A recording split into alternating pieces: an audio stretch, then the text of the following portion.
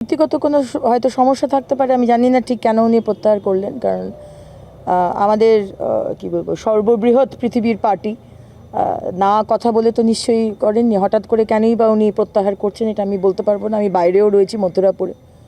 সুতরাং পার্টির শীর্ষ নেতৃত্ব রয়েছেন, তারা ডিসাইড করবেন। আসানসোলে ভোটের লড়াই থেকে সরে দাঁড়ালেন বিজেপি প্রার্থী পবন সিং।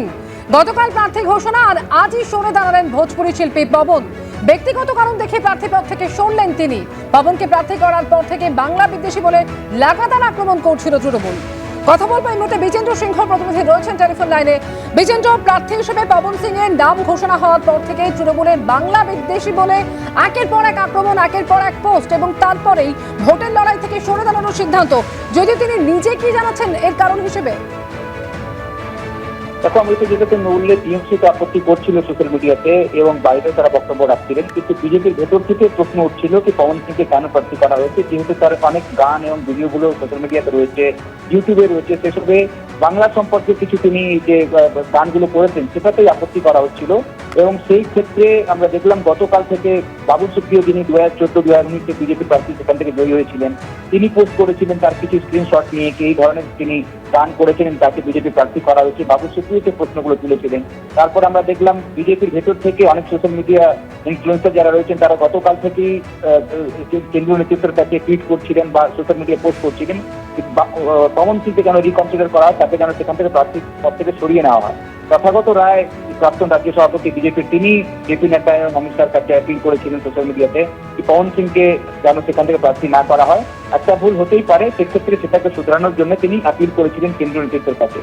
আজকে সকালে আমরা দেখলাম পবন সিং একটা টুইট করেছিলেন। তিনি জানিয়েছিলেন যে এই যে ছবিগুলো পোস্ট করা হচ্ছে টিএমসি নেতাদের তরফ থেকে, সেটা ফেক। তিনি কোনো শব্দ এরকম ব্যবহার করেননি যারা বাঙালিদের বিরুদ্ধে বা বাঙালি সংস্কৃতির বিরুদ্ধে, সেটা কোনো বক্তব্য তিনি রাখেননি, সে কথা তিনি বলেছিলেন। কিন্তু সোশ্যাল মিডিয়াতে যেভাবে চাপ বাড়ছিল, দলের মধ্যে বিশেষ করে বাংলা বিজেপি থেকে যারা রয়েছেন তারা আপত্তি করছিলেন পবন সিংকে নিয়ে, তার পরিপ্রেক্ষিতে কিছুক্ষণ আগে পবন সিং নিজেই টুইট করেছেন এবং তিনি জানিয়েছেন কেন্দ্রীয় নেতৃত্বের কাছে তিনি আভার প্রকট করেছেন যে তাকে প্রার্থী করা হয়েছিল আসানসোল থেকে। তবে তাকে প্রার্থী সেখানে করা হয়েছে, কিন্তু তিনি নিজের কারণের জন্য তিনি আসানসোল থেকে প্রার্থী হতে চাইছেন না, তিনি সেখান থেকে প্রার্থী হবেন না, সে কথা তিনি টুইট করে জানিয়েছেন। বোঝাই যাচ্ছে যে চাপটা দলের ভেতর থেকে ছিল, তো অবশ্যই বাইরে থেকেও একটা আক্রমণ বিশেষ করে টিএমসি বাড়াচ্ছিল পবন সিংকে প্রার্থী করা নিয়ে। সেটার আগে আমরা দেখলাম পবন সিং নিজে থেকে সরিয়ে দাঁড়িয়েছেন, আজকে তিনি আর প্রার্থী হবেন না। অর্থাৎ গতকাল যে 20 জন প্রার্থী অ্যানাউন্স করা হয়েছিল পশ্চিমবঙ্গের জন্য, তার মধ্যে একজন প্রার্থী নিজে থেকে সরে দাঁড়ালেন, আসানসোল থেকে প্রার্থী আর পবন সিং হচ্ছে না। এখন দেখতে হবে আসানসোল থেকে কে প্রার্থী হবে, কেন কি আরো যে নামগুলো ছিল যার মধ্যে জিতেন্দ্র তিওয়ারি বা অবনী মিত্রা পরের নাম ছিল আসানসোল থেকে, তাদের মধ্যেই কাউকে প্রার্থী করা হবে নাকি অন্য কোনো নাম আমরা দেখবো আসানসোল থেকে ঘোষণা করা হচ্ছে। কেন কি 6 তারিখ খুব সম্ভবত আরো একটা সেন্ট্রাল ইলেকশন কমিটি বিজেপির করতে চলেছে, সেখানে পশ্চিমবঙ্গের বাকি সিটগুলোর নাম চূড়ান্ত হতে পারে এবং আসানসোলে হয়তো সেদিনই নাম চূড়ান্ত হবে।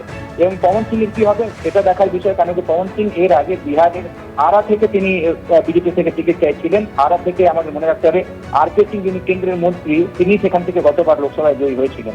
এখন আরা থেকে টিকিট পাবেন পবন সিং কিনা, নাকি অন্য কোনো সিট থেকে বিজেপি তাকে প্রার্থী করছে বিহার থেকে, আসানসোল থেকে যে তিনি দাঁড়াবেন না সে কথা তিনি টুইট করে জানিয়ে দিয়েছেন। এবং কারণ হিসাবে তিনি বলেছেন তার নিজের কারণ রয়েছে, তাই তিনি প্রার্থী হতে চাইছেন না। এবং তিনি আবার প্রকট করেছেন বিজেপির নেতৃত্বের কাছে যারা তাকে আসানসোল থেকে প্রার্থী করেছিলেন।